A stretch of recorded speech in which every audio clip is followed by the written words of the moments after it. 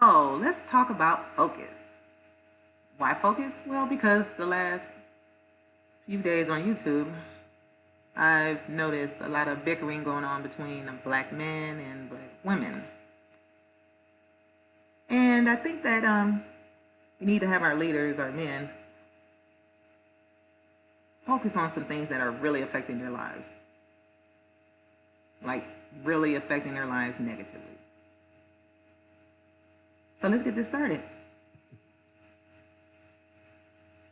There are three areas I'm going to cover here. The first one is incarceration. We all should know that black men are the most incarcerated group in America. Out of 100,000 black men, 4,347 are incarcerated compared to 678 of white men. If you wanted to kind of even make it even more stark, there's an article that I'm referencing, and I'll include the link down in the description. And it says that about 1.6% of prime age white men, that's ages 25 to 54, are institutionalized. If all those 590,000 people were recognized as unemployed, the unemployment rate for prime age white men would increase from 5% to 6.4%. Okay. Now, for prime age black men, the unemployment rate would jump from 11% to 19%. That's because a far higher fraction of black men, 7.7%, or 580,000, are institutionalized. That is crazy. And the article that I'm referencing is called "America Has Locked Up So Many Black People That It Has Warped Our Sense of Reality." Just to think if all the black men in jail was added to the unemployment numbers, would Trump be praised for that? Doubt it. And if you want to break it down even more, you have the young black men. That's ages 25 to 29. Out of 100,000, 8,932 are incarcerated compared to 1,437 are white. Again, that is a significant difference. And I was listening to a YouTube show a few days back, and it was a black man on there talking about, well, basically how the dudes in jail affect me. Woo, Skippy, I'm not in jail. I'm not doing that. It's not my problem.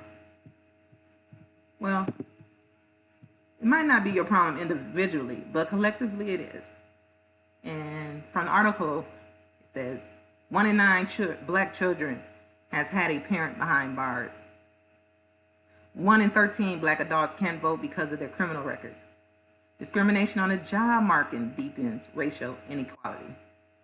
Not only does a criminal record make it harder to get hired, but studies find that a criminal record is more of a handicap for a black man. Absolutely. Employers are willing to give people second chances, but are less likely if they're black. Well, we know why that is. It is the system that we live under. So whether it affects you directly or a family member or a friend, we all feel it to some extent. And moving on from incarceration. We have the mass incarceration that's going on. I've seen so many stories where like black men been in jail 20, 30 years and finally get free. They were innocent. It's like their whole youth is gone. This system ain't no joke.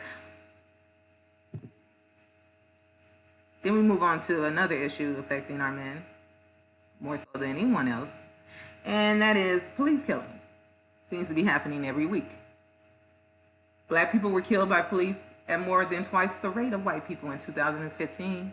This, despite the total number of white people killed, black people, the higher total number of white people killed, black people were more likely to die at the hands of law enforcement when adjusting for population. So there you go. So all those white folks that say, white folks get killed more than black people, well, that's true on the raw data. But if you compare it to what really matters, the population size, which black men are less than white men.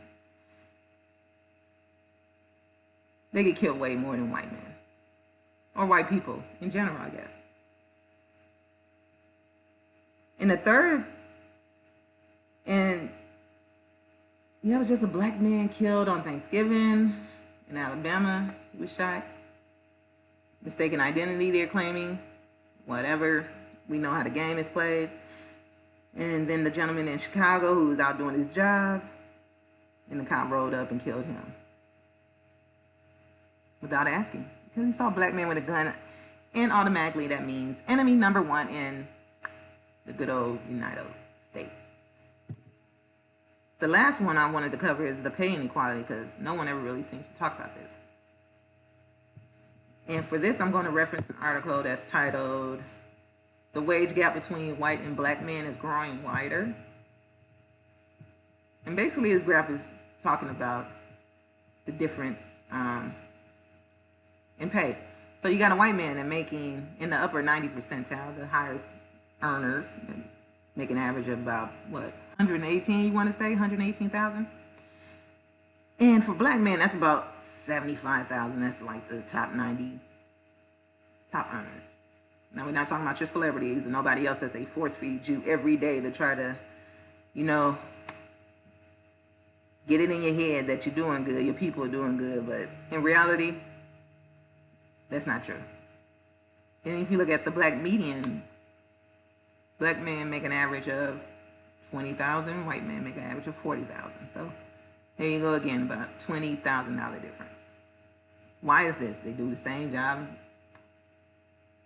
You know, I thought we was in a equal society, but the more you look at the data, the more you realize that there is no equal in this society. It's all for show. And out of the article, it basically says, and here's the article. It says, previous studies of racial wage gaps only examine those in work, those that are working. That understates the problem, because a staggering number of prime-age black men are not. 35% in 2014, and 17%, with 17% of whites. That's a big difference. That's a big difference. Now, granted, those have closed in some since 2014, but you know, black men are always more unemployed than white men. So, and much of this difference is due to mass incarceration. Nearly 8% of all prime-age black men did not work because they were institutionalized, the vast majority in prison, compared to 1.5% of whites. 8% versus 1.5%. The elevated rates of workforce non-participation and unemployment for black men could also be explained by employers' reluctance to hire applicants with criminal records. That's why I don't understand black Republicans. That's one of the things, because Republicans are like for a smaller government, and the biggest employer of black people in this country is the post office. And Trump, I believe, was looking into privatizing that. And if that was to happen, black people, we don't fare too well in the private sector because of racism, discrimination. So that would definitely hurt us. And that would not be good. So I never understood the whole black Republican thing. But that's for a different video. So at any rate, I think these are things our leaders, our men should be focusing on, fighting versus fighting black women about hair and makeup. Or if we don't have sympathy for them. Of course we have sympathy for them. We live with them, we love them, we birth them. So sympathy is definitely there. I'm just not sure what we need to do next, but I do know what we're doing is not working. So with that, thank you for listening to my video. Talk to you guys later.